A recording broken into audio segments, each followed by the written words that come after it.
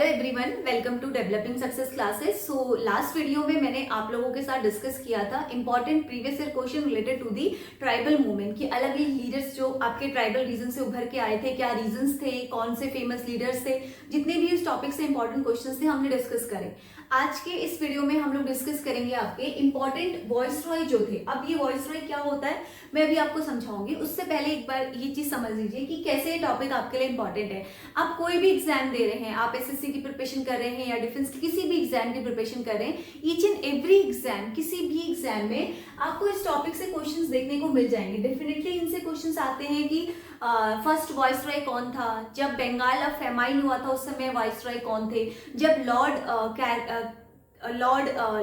वेल्सरे, Lord Canning, Lord Dalhousie के बारे में हम लोग पढ़ेंगे। कुछ कुछ सुने होंगे आपने इनसे। डॉक्ट्राइन ऑफ लेफ्ट के ऊपर कौन थी। तो ये काफी इंपॉर्टेंट टॉपिक है जिनसे क्वेश्चंस पूछे जाते हैं अक्सर। ठीक है, तो चलो शुरू करते हैं हम अपने आज का अपना सेशन। तो स्टार्ट करने से पहले मैं आप लोगों को यहाँ पे एक इन्फॉर्मेशन देना चाहूंगी। If you are preparing for any exam, ठीक है, तो अगर उसमें आप स्पेसिफिकली एसएससी के या सीजीएल के एग्जाम के लिए प्रिपरेशन कर रहे हैं तो आप एक बार जरूर से डेवलपिंग सक्सेस के ऐप को विजिट करिए। उसका डिस्क्रिप्शन लिंक आपको लिंक जो है वो डिस्क्रिप्शन में मिल जाएगा, साथ के साथ टेलीग्राम चैनल का भी। यहाँ पर एसएससी के टेस्ट सीरीज का यहाँ पे कॉम्बो है जिसमें आपको CGL, CHSL, CPO, GD, MTS, steno कोई भी अगर आप एग्जाम दे रहे हैं ना तो उसके रिलेटेड आपको यहाँ पे क्वेश्चंस मिलेंगे, जिसमें कि आपके मोर देन 2000 टेस्ट है जिसके आपको साथ के साथ सॉल्यूशंस भी मिलेंगे। ये आपको एक्सेस कर सकते हो ओनली डेवलपिंग सक्सेस के ऐप पे। तो प्लीज आने वाले अपडेट्स के लिए आप एक बार जरूर हमारे टेलीग्राम चैनल पे विजिट करिए एंड साथ के साथ आप इसको एक बार डाउनलोड करके देखिए। तो चलिए शुरू करते हैं अपना पहला क्वेश्चन जो कि वॉइसरॉय के ऊपर हमारा है। अब वॉइसरॉय होता क्या है, पहले तो आपको ये समझना होगा कि ये वॉइसरॉय टर्म क्या है। देखिए 1600 में यहाँ पर हमारे यहाँ पर ब्रिटिश ईस्ट इंडिया कंपनी आती है, जो कि पहले इनिशियली कैसे आती है, उनका मेन पर्पस होता है कि हमें ट्रेड करना है। ठीक है, फिर धीरे धीरे वो अपना वर्चस्व बनाना स्टार्ट करती है। तो सबसे पहला एक्ट जो पास होता है वो होता है आपका 1773 का रेगुलेटिंग एक्ट। ठीक है, तो अब इसके बाद आगे इस तरह से प्रोसीजर चलता है आपका, कब तक चलता है 1947 तक, जब तक हमें आजादी नहीं मिलती है। तो इस बीच में बहुत सारे एक्ट पास होते हैं, हर किसी के अलग अलग प्रोविजंस होते हैं, अलग अलग लीडर्स उस समय लीड कर रहे होते हैं। ठीक है, तो इस तरह से ये पूरा आपका यहाँ पे क्रोनोलॉजी चलती है। अब बात करते हैं वॉइसरॉय की। Viceroy is basically a leader, you can say like आज के समय में जैसे प्रेसिडेंट, प्राइम मिनिस्टर ऐसे नाम है ना, तो उस समय जो है हम तो गुलाम थे ना, हम तो 1940 हम तो कब आजाद हुए 47 में, तो उससे पहले हमारे ऊपर लीड करने वाले कौन थे, ब्रिटिशर्स ही थे ना। तो ब्रिटिशर्स का कोई ना कोई लीडर होता था जो हमारे ऊपर लीड करता था, उसको हम लोग कहते थे वॉइसरॉय। जो वो पास कर रहा है, जो वो लॉ ला रहा है, उसको हमें फॉलो करना है। ठीक है, तो अब यहाँ पर पहला क्वेश्चन देखो क्या है, who introduce permanent settlement policy in 1793। अब जो ये वॉइसरॉय थे ना, इन्होंने अलग अलग पॉलिसीज लेके आए, जैसे मैंने आपको बताया 1773 से लेके 1947 तक बहुत सारे एक्ट यहाँ पर पास होते हैं। ये हिस्टोरिकल बैकग्राउंड में मैं आपको पढ़ाऊंगी, तो अलग अलग यहाँ पर एक्ट पास होते हैं। ये टॉपिक जो है आपका historical background, this topic is combined, ये दोनों ही टॉपिक्स में आपका कंबाइंड है। ये आपका पॉलिटी में भी यहाँ पर कवर होता है एंड साथ के साथ आपका हिस्ट्री में भी कवर होता है ये टॉपिक। ठीक है, तो इसको मैं आपको पढ़ाऊंगी अलग से, उस दिन मैं आपको पूरा इसका हिस्टोरिकल बैकग्राउंड समझाऊंगी 1773 से 1947 तक। आज के सेशन में इतना समझिए कि 73 से लेकर 47 तक जितने भी अलग अलग एक्ट पास हुए उन सब में कोई ना कोई एक लीडर था। ठीक है, उसी को हम लोग कह रहे हैं वॉइसरॉय। अब वो क्या करता था, वो कुछ ना कुछ एक्ट या कानून पास करता था। तो हर किसी ने अपने अपने टाइम पे जो फेमस एक्ट लाया, लॉ लाया, उनके समय पे जो एक्सेप्शनल चीजें हुई वो चीजें हमारे लिए इंपॉर्टेंट है। एग्जाम में डायरेक्टली क्वेश्चन आ जाता है कि जब डॉक्ट्राइन ऑफ लेफ्ट था तो कौन उस समय वॉइसरॉय था, फर्स्ट राउंड टेबल कॉन्फ्रेंस में कौन था, सेकंड राउंड टेबल कॉन्फ्रेंस में कौन था, तो फर्स्ट वॉइसरॉय ऑफ इंडिया कौन था। तो ये एवरी ईयर क्वेश्चन आते हैं। ठीक है, अब इस क्वेश्चन में क्या पूछा देखो, कौन था जिसने परमानेंट सेटलमेंट पॉलिसी जो है 1793 में इंट्रोड्यूस करी थी to fix the revenue between the East India Company and landlords. तो लैंडलॉर्ड्स और ईस्ट इंडिया कंपनी के बीच में रेवेन्यू सेटलमेंट को फिक्स करने के लिए सबसे पहले परमानेंट सेटलमेंट सिस्टम कौन लाया था। ठीक है, पहला ऑप्शन है लॉर्ड रिपन, सेकेंड है लॉर्ड कॉर्नवालिस, उसके बाद है Lord Wellesley and last one is the none of the above. ठीक है, अगर मैं आपको इसका एक आंसर बताऊंगी कि this is the correct, rest options के भी मैं आपको बताऊंगी, बिकॉज ये जो भी नेम है ना एग्जाम में आते हैं तो उनके वर्क से फिर नेक्स्ट ईयर क्वेश्चन आ जाता है कि इन्होंने क्या किया था। ठीक है, अब देखो यहाँ पर सबसे पहले परमानेंट सेटलमेंट की बात करें तो परमानेंट सेटलमेंट जो है लॉर्ड कॉर्नवालिस ने आपका स्टार्ट किया था 1793 में, इंट्रोड्यूस किया था इस पॉलिसी को। It was applied to the कहाँ पर, बंगाल, बिहार, उड़ीसा, बनारस, टोटल जो है 19% of the British India under इसके था, ठीक है। जो ये सिस्टम था ये इसने क्रिएट किया था ownership only, so ownership was given to the zamindar, ठीक है। तो मतलब क्या है, जो ओनरशिप थी, जो लीडरशिप थी ओनरशिप की इस चीज की होगी, वो किसको दी जाती थी, जमींदार को, who will be loyal to the government. और ये जमींदार वो होते थे जो इन ब्रिटिशर्स के लिए लॉयल होते थे, इसीलिए ये लोग इन्हीं को देते थे, ठीक है। ये हेरिडिटरी ओनरशिप थी। हेरिडिटरी का मतलब क्या होता है, अगर मैं अभी जमींदार बनी तो आने वाले टाइम में मेरा बच्चा ही जमींदार बनेगा, तो ये हेरिडिटी होता है, ठीक है। It became easy for the British to collect the revenue, 11/10 of the part of the British rest with the zamindar, ठीक है। तो ये डिवाइड किया था कि कितना जो है वो ब्रिटिश को मिलेगा और कितना जो है वो जमींदार को मिलेगा, इन्होंने अपना सेटलमेंट किया था, ठीक है। अब बात करते हैं सेकेंड ऑप्शन जो वहां पे दिया था, लॉर्ड रिपन। लॉर्ड रिपन से multiple number of the time exam में क्वेश्चन पूछे हैं। तो लॉर्ड रिपन की अगर मैं बात करूं तो ये 1800 से लेके 1884 तक थे, ठीक है। इनको हम लोग कहते हैं father of local self governance as the resolution was passed in his tenure. Exam में आता है डायरेक्टली कि father of local self governance कौन थे, तो आपके कौन थे, लॉर्ड रिपन थे, बिकॉज इन्हीं के टेन्योर के टाइम पे पास किया गया था, ठीक है। First factory act, again this is important, जो कि 1881 में लाया गया था, was passed which in prohibit the working of children below 7 years and limited the number of working hours for children below the 12 year। तो बेसिकली जो first factory act लाया गया था उसमें जितना एक्सप्लॉयटेशन ह्यूमन का होता था, उनसे समय से ज्यादा काम कराना, तो ये सब चीजें इसमें बंद करी गई थी, ठीक है। It also increase the age requirement for civil services 18 years to 21 year. तो पहले जो बेसिकली सिविल सर्वेंट के लिए जो एज होती थी बेसिकली वो 18 ईयर होती थी, इस एक्ट के थ्रू उसको बढ़ा के आपके 21 कर दी, ठीक है। इसी ने आपका रिप्लेस किया था वर्नेकुलर प्रेस एक्ट और अलाउ किया था फ्रीडम टू प्रेस को। He continued the policy of financial devolution inaugurated under the Lord Mayo. तो लॉर्ड मायो का भी नाम यहाँ पे आपको ध्यान में रखना है, ठीक है। चलो अब बात करते हैं लॉर्ड वेलेस्ली के बारे में। This is very very important. ये आपके गवर्नर जनरल ऑफ इंडिया थे 1798 से लेके 1805 के टाइम पे। He was the brother of Arthur Wellesley. इनके ये भाई थे। First Duke in the Wellington who defeated the Napoleon in the battle of Waterloo. तो आपने नेपोलियन के बारे में तो सुना होगा, तो अगर नेपोलियन के बारे में सुना है तो आपने बैटल ऑफ वाटरलू के बारे में सुना होगा। तो उस समय पे उनको जो डिफीट करने वाले थे उनके ब्रदर थे ये, ठीक है। ये आपके रिस्पॉन्सिबल थे सब्सिडरी अलायंस सिस्टम के लिए, to the introduce of a modern tax system and the establishment of number of education and cultural institutions। a kind of new form of modern tax system था और इसने establish किया था number of education और cultural institutions को, ठीक है। अब बात करते हैं नेक्स्ट उसकी लॉर्ड विलियम बेंटिंग। अब इनके बारे में देखते हैं ये कौन है। बेंटिंग काफी फेमस है, इन्होंने बहुत अच्छे काम भी किए, ये इंडिया के लोग इनको काफी ज्यादा पसंद भी करते थे आपके। ये एक ब्रिटिश सोल्जर थे और स्टेटमैन थे who serve the governor general of India 1828 से लेके 1835 तक। बैंटिंग की अगर हम की अचीवमेंट की बात करें तो मैंने आपको बताया, जैसे यहाँ पर हमारे बहुत एक फेमस लीडर थे जिन्होंने इंडिया में सती सिस्टम को खत्म किया था, वैसे ही एक हमारे यहाँ पर ब्रिटिशर्स भी थे, एक ऐसे पर्सन थे जिन्होंने यहाँ पर सती सिस्टम को एबॉलिश किया था। तो एबॉलिश किया सती सिस्टम को वो यही थे, Lord William Bentinck. And harmful social practices को जितनी भी थी आपकी स्टैब्लिश किया, इंग्लिश एजुकेशन सिस्टम को इंडिया में ओपन किया, जुडिशियल पोस्ट को इंडियंस के लिए रिफॉर्म किया, पुलिस सिस्टम को और इम्प्रूव किया, रोड और कम्युनिकेशन को। तो इनके जितने भी वर्क हैं उसने एक पॉजिटिव इम्पैक्ट हमारे यहाँ पर छोड़ा थे, सारे के सारे इन्होंने अच्छे अच्छे काम ही यहाँ पर किए थे, ठीक है। अब देखते हैं नेक्स्ट क्वेश्चन। नेक्स्ट क्वेश्चन क्या कह रहा है, who among the following Britishers serve twice as the governor of Bengal. 2 बार गवर्नर ऑफ बंगाल बनने वाले कौन थे। This is very very important question, बहुत बार एग्जाम में पूछा है। अगर बात करते हैं ऑप्शन की तो Lord Clive, Lord Hastings, Lord Hardinge and none of the above is the correct, ठीक है। तो देखते हैं कौन थे।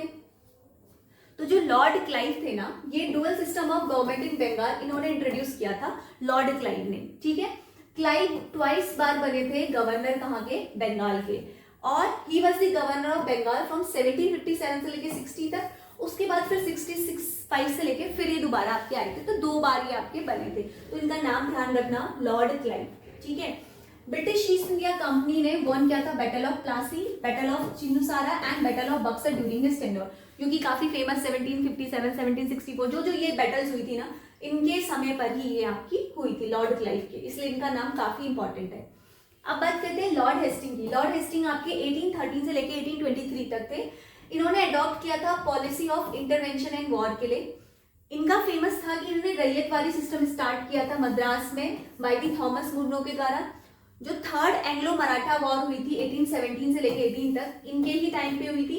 बेसिकली ब्रिटिशर्स ने जो मेन ब्रिटिश की इंडिया की जो उस समय प्रोविंस थे वहां पर इन्होंने वॉर किया, जैसे कि बंगाल हो गया, मद्रास हो गया आपका, और आपका पंजाब वाला रीजन हो गया, है ना। तो ये जो एंग्लो मराठा वॉर हुई थी वो इन्हीं के टाइम पे हुई थी, थर्ड एंग्लो मराठा वॉर, ठीक है। इन्होंने इनिशिएट किया था न्यू पॉलिसी ऑफ पैरामाउंटेसी के ऊपर। पिंडाइस का जो कंसेप्ट था वो इसमें मिक्स ऑफ हिंदू, मुस्लिम, अफगान, जाट और मराठास को एंड सप्रेस किया था by the company during the period of Lord Hastings in the year of 1817 में। तो लॉर्ड हेस्टिंग जो थे आपके क्रेडिबल थे विद डिस्ट्रॉइंग द पिंडाइस, तो इन्होंने ही इसको बाद में डिस्ट्रॉय किया था, ठीक है।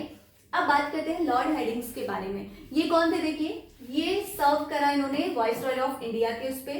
ये पार्टीशन ऑफ बंगाल जब हुआ था आपका 1911 में, इन्हीं के टाइम पर ही हुआ था।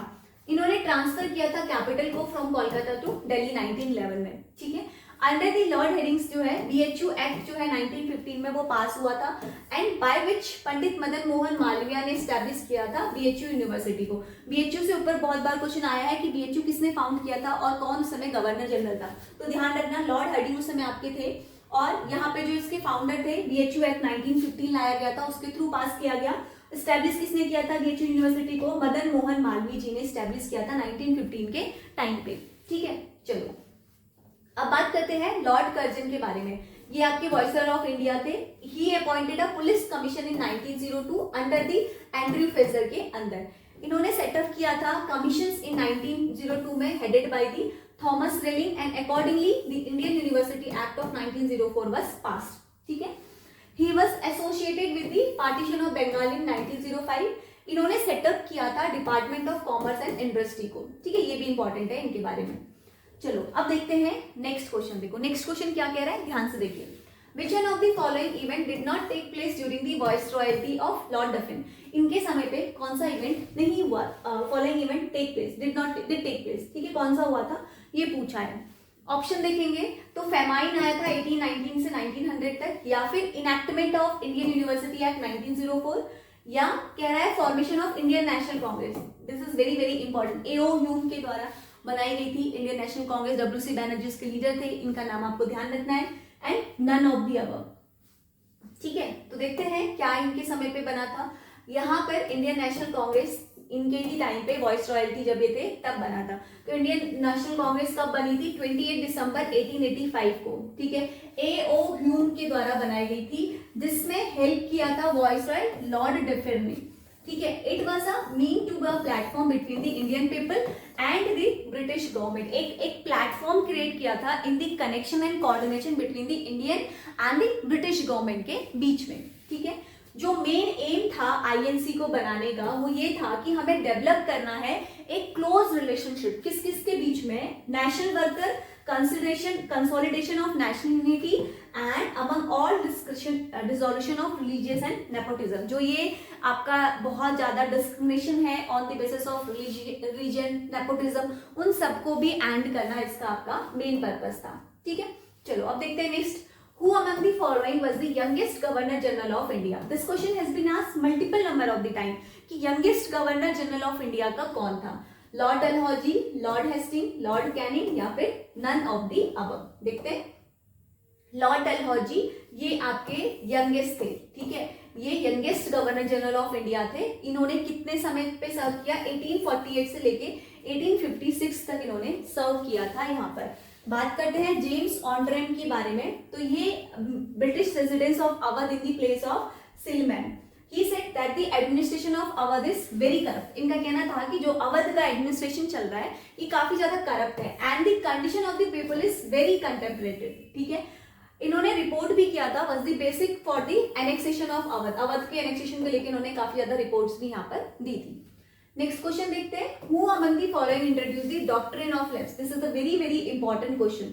कुछ याद रखे न रखे, vernacular act, doctrine of left, ryotwari, permanent settlement, इनके बारे में बिल्कुल ध्यान में रखना है, ठीक है। Lord Canning, Lord Ripon, Lord Dalhousie या वैरेन हेस्टिंग। वैरेन हेस्टिंग के बारे में भी आपको मैंने बताया, तो ये चीजें आपको ध्यान रखनी है। तो जो chief instrument through which the Lord Dalhousie implement is the policy of annexation was the doctrine of left, ठीक है। Under the doctrine of left when the ruler of protected state died without a natural hair.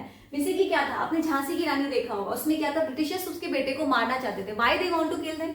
Because ऐसा कोई भी राजा जिसके पास अपनी खुद की संतान नहीं है तो वहां पर उस जगह को ये एनेक्स कर देते थे, उस जगह को ये अपने कंट्रोल में ले लेते थे और हत्या लेते थे। तो यही थी इनकी डॉक्ट्राइन ऑफ लेफ्ट की पॉलिसी। ठीक है, लॉर्ड डलहौजी जो है ये इंडिया के गवर्नर जनरल बने थे आपके 1848 में। लॉर्ड डलहौजी बहुत ज्यादा कीन थे annexation of the kingdom of Awadh में, इन्होंने ये सब काम किए थे। ठीक है, अब बात करते हैं लॉर्ड कैनिंग के बारे में। ठीक है, तो लॉर्ड कैनिंग कौन थे? गवर्नर जनरल ऑफ इंडिया थे 1856 से लेके 1862 तक। इनका जो टेन्योर है गवर्नमेंट ऑफ इंडिया में एक्ट 1858 जो है पास किया गया था। इस एक्ट में जो ऑफिस ऑफ वॉइसरॉय था was to be held by the same person who was the governor general of India. ठीक है, लॉर्ड कैनिंग इसलिए भी फेमस है, ये आपके फर्स्ट वॉइसरॉय ऑफ इंडिया थे, ये भी ध्यान रखना है आपको। पहले वॉइसरॉय ऑफ इंडिया कौन थे आपके? Lord Canning. ठीक है, during his tenure doctrine of lapse was withdrawal. ठीक है, इनके समय में जो डॉक्ट्रिन ऑफ लैप्स का कंसेप्ट था इसको विड्रॉल कर दिया गया था, डलहौजी के टाइम पे लाया गया था, ये ध्यान रखना है। अब बात करते हैं लॉर्ड रिपन के बारे में। Lord Ripon is again very famous because इन्होंने वर्नेकुलर एक्ट को रिपेल किया था 1882 में। रिजोल्यूशन लाए थे 1882 में कि सेट ऑफ करना है institution local self government in India में। ठीक है, हंटर कमीशन इनके ही टाइम पे फोर्स में आया था 1882 में फॉर द एजुकेशन रिफॉर्म को लेकर। इन्होंने ही इंट्रोड्यूस किया था इल्बर्ट बिल को, जो कि सीवरली कॉम्प्रोमाइज करता है स्टेट्स को। His best known work is the imperial gadget of the India who which started working in 1869। तो इनका जो फेमस वर्क था वो यही था, इंपीरियल गैजेट ऑफ इंडिया, ये काफी ज्यादा फेमस थे। ठीक है, चलो अब बात करते हैं वरेन हेस्टिंग के बारे में। तो वरेन हेस्टिंग के बारे में मैंने आपको बताया, Warren Hastings first governor general of Bengal थे। ठीक है, देखो पहले क्या होता था ना, सबसे पहले रिच प्रोविजन आपका बंगाल होता था, तो बंगाल से सब कोई स्टार्ट करते थे अपना एम्पायर स्टैब्लिश करना। उसके बाद कहाँ पे? सेंट्रल लेवल पे इंडिया से पूरा एडमिनिस्ट्रेशन करते थे। तो सबसे पहले बंगाल से आते आते यहाँ से उन्होंने शुरू किया। 1833 के बाद तक ये क्या हो गया, कंप्लीट इंडिया में इन्होंने एडमिनिस्ट्रेशन कर दिया था। डुअल सिस्टम जो है कंपनी के पास, क्या होता है डुअल सिस्टम? दीवानी राइट, यानी कि दीवानी का मतलब क्या है कि right to collect revenue, and निजामत का मतलब क्या है? Indian self administrative authority. ठीक है, दीवानी और निजामत दो टर्म ध्यान रखना, डुअल सिस्टम। ठीक है, हेस्टिंग ने एबॉलिश किया था डुअल सिस्टम को, that has been established by the Robert Clive. Now the question is कि इन्होंने तो आपका एंड किया, तो स्टार्ट किसने किया? तो स्टार्ट किसने किया था? आपका रॉबर्ट क्लाइव ने किया था। ठीक है, तो नवाब एनुअल अलाउ करते थे कि 32 lakh was reduce as the 16 lakh तक, मतलब जो पैसा था उसको थोड़ा सा इन्होंने रिड्यूस भी किया था कि हम इतना आपको देंगे। ठीक है, चलिए नेक्स्ट क्वेश्चन देखिए। The first factory act in India to improve the labour condition was introduced under the viceroyship of. पहला जो फैक्ट्री एक्ट है, अभी मैंने आपको बताया किस लेबर की कंडीशन को करने के लिए लेकर आया गया था, जिसमें कुछ प्रोविजंस अभी मैंने आपको समझाए कि 12 ईयर से छोटे बच्चे को काम नहीं कराना है, इतने आवर्स वर्किंग आवर्स को कम किया गया है ना। तो किसके समय पे आया था? अभी आपको जिस मैंने बताया, Lord Ripon, Lord Curzon, Lord Ripon या फिर आपका लॉर्ड कैनिंग। तो बात करते हैं इसके बारे में, तो ये आपका आया था लॉर्ड रिपन के टाइम पे, मैंने आपको बताया था 1881 में आया था, जिसका review progress education William Hunter जो था इसने अपॉइंट किया था 1882 में। इल्बर्ट बिल जो है 1883 में पास किया गया था। Age of the entry in the civil services was increase to 21 year. तो जो इसमें मैंने आपको समझाया था कि एज जो है वो भी आपका बढ़ाकर 21 ईयर कर दिया गया था। ठीक है, चलो नेक्स्ट क्वेश्चन देखते हैं। Who is called the father of civil services in British India? Father of civil services in British India किसको कहते हैं? ये इस क्वेश्चन में बोला है। This question is again very important. Lord Cornwallis, lord Hasting या वेरेन हेस्टिंग या फिर लॉर्ड वेलेस्ली। ठीक है, तो देखते हैं किसको कहते हैं। During the British Raj Warren Hasting led the foundation of civil services. ठीक है, ब्रिटिश राज के समय पे वेरेन हेस्टिंग ने फाउंडेशन किया था सिविल सर्विसेज का। चार्ल्स कॉर्विन जो है इन्होंने रिफॉर्म किया था, मॉडर्नाइज किया था और रेशनलाइज किया था इसको। ठीक है, hence Charles Cornwallis is known as the father of civil services in India. तो किसको कहते हैं father of civil services in India? Known as the Charles Corwin. ठीक है, ये ध्यान रखना। ब्रिटिश गवर्नर चार्ल्स कॉर्विन जो है ये अपॉइंट हुए थे 1786 में to serve as the both, किस चीज के सर्व के लिए? Commander in chief in British India and governor of presidency of Fort William, also known as the Bengal presidency के नाम से भी हम लोग जानते हैं। He has introduced the convented civil services and unconvented civil services, the kind of form जो इन्होंने इन्वेंट किया था। तो इनका नाम आप ध्यान रखना, फादर ऑफ सिविल सर्विसेज के नाम से ये जाने जाते हैं। नेक्स्ट क्वेश्चन देखते हैं, Who among the following was the viceroy of British India at the time of second round table conference? देखिए आपने पढ़ा होगा, मैंने आपको पढ़ाया था मॉडर्न हिस्ट्री में कि राउंड टेबल कॉन्फ्रेंसेस हुई थी जो कि लंदन में हुई थी। तो बेसिकली जो 2 राउंड टेबल कॉन्फ्रेंस हुई थी तो उसमें पूछा है कि पहली जो सेकेंड राउंड टेबल कॉन्फ्रेंस के टाइम पे कौन यहाँ पे आपके वॉइसरॉय थे। ऑप्शन पढ़िए ध्यान से। पहला कह रहा है लॉर्ड इरविन, फिर कह रहा है लॉर्ड विलिंगटन, फिर है Linlithgow and last one is lord Reading. ठीक है, तो ये पढ़ना है आपको।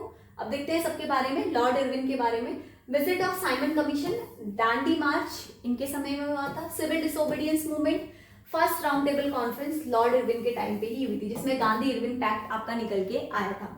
लॉर्ड विलिंगटन जो थे इनके टाइम पे सेकेंड राउंड टेबल कॉन्फ्रेंस हुई थी, पूना पैक्ट हुआ था और गवर्नमेंट ऑफ इंडिया एक्ट 1935 पास हुआ था। यही वो एक्ट है जिससे आज भी हमारे इंडियन कॉन्स्टिट्यूशन में बहुत सारी चीजें आपकी क्या करी गई है, ली गई है। हमारा जो कॉन्स्टिट्यूशन बोरोड है उसमें बहुत सारी चीजें आपकी सोर्स से भी ली गई है। अब बात करते हैं लॉर्ड लिंगटन गो की। इन्होंने अगस्त ऑफर दिया था और क्रिप्स मिशन लेके आए थे।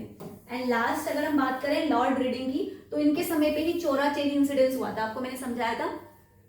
एक पुलिस स्टेशन में आग लगा दी गई थी due to the aggression of Jallianwala Bagh massacre. ठीक है, मोपला रिबेलियन इन केरला में, तो आपको मैंने ये रिवोल्ट में बताया था।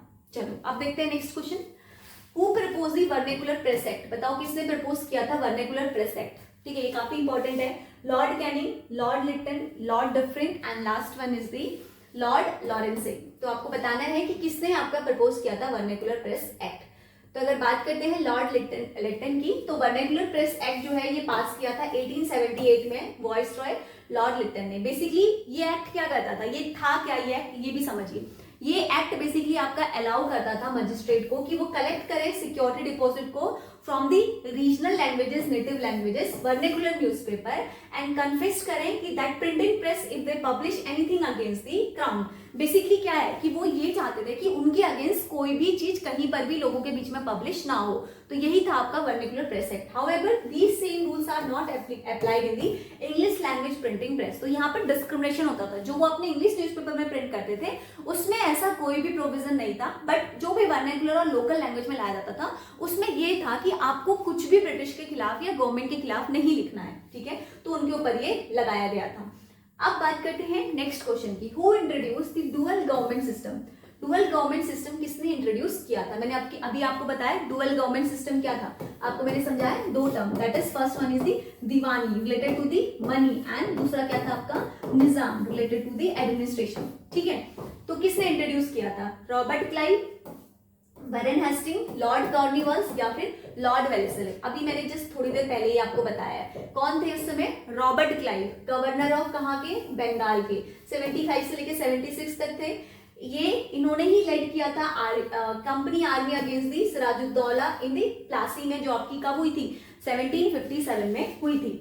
The dual government system in India was introduced by the Robert Clive. तो डुअल गवर्नमेंट सिस्टम किसने इंट्रोड्यूस किया था, रॉबर्ट क्लाइव ने इंट्रोड्यूस किया था। He introduced the dual government system in Bengal in 1765 and continue कब तक किया, 1772 तक किया। इसके बाद पिट्स इंडिया एक्ट आता है जो कि इस डुअल सिस्टम को और थोड़ा सा आगे जाता है, फिर आगे आगे धीरे धीरे आते आते आपका क्या हो जाता है, खत्म कर दिया जाता है। ठीक है, 17 उसके बाद आपका जैसे रेगुलेटिंग एक्ट स्टार्ट होता है तो इसको खत्म कर दिया जाता है। ठीक है, अगला आता है आपका the administration of Bengal was divided into the Diwani and Nizamat, जो मैंने आपको बताया जिसका मतलब था आपका डुअल गवर्नमेंट। ठीक है, Robert Clive is known as the Babur of British India.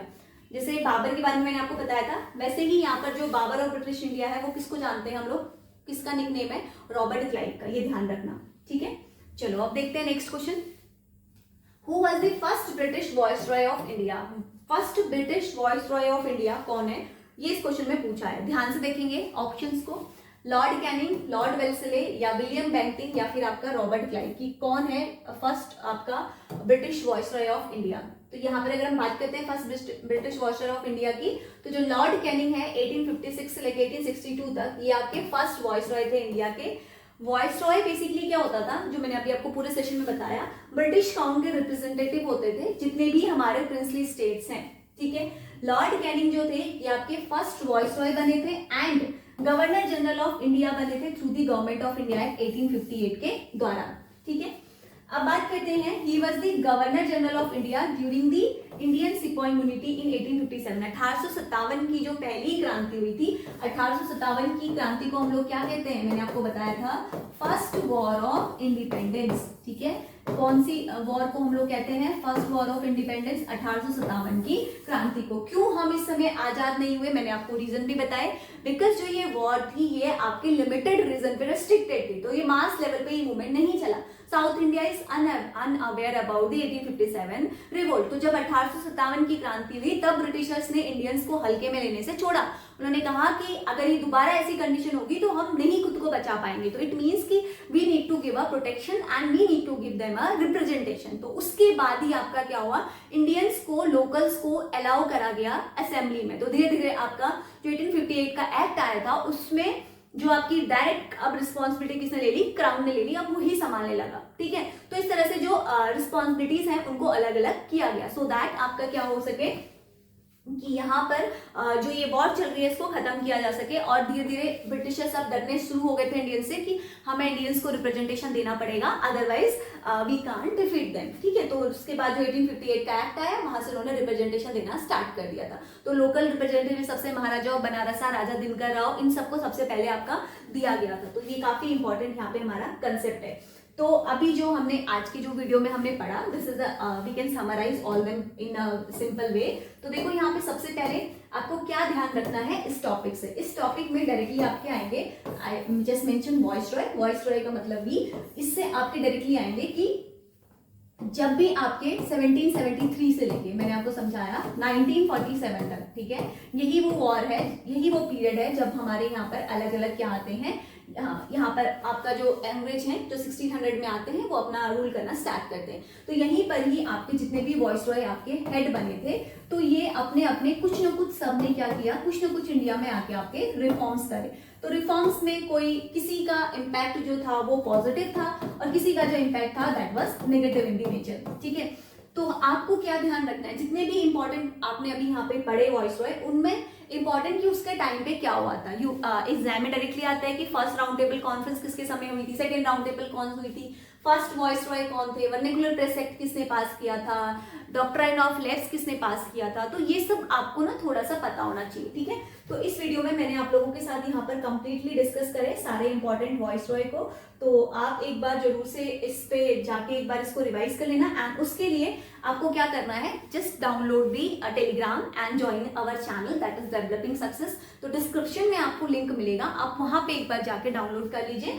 And एक बार प्ले स्टोर से ऐप को भी डाउनलोड करके you just go and check कि कितने अफोर्डेबल प्राइस में यहाँ पे आपको क्वालिटी कंटेंट दिया गया है। तो आई होप मैंने जितना भी डिस्कस किया आपको समझ में आया होगा। If you have any doubt, any point, कहीं पर भी कुछ भी डाउट है तो आप कमेंट सेक्शन में अपने डाउट पूछ सकते हैं। ये पीपीटी आपको टेलीग्राम चैनल पे मिल जाएगी एंड एक बार आप उससे रिवाइज कर लेना एंड नोट डाउन कि हाँ कौन से वॉइसरॉय ने क्या किया था। ठीक है, तो मिलते हैं एक अनदर वीडियो के साथ in the next session. So thank you so much for watching us. And अगर आपको सेशन पसंद आए तो please like share so that we can get a motivation, है ना, कि आपको अच्छे लग रहे हैं और हम और अच्छे से उस पर मेहनत करके आपके सामने और अच्छी वीडियोस लेके आएंगे। तो मिलते हैं नेक्स्ट सेशन में। Thank you so much for watching us. Thank you.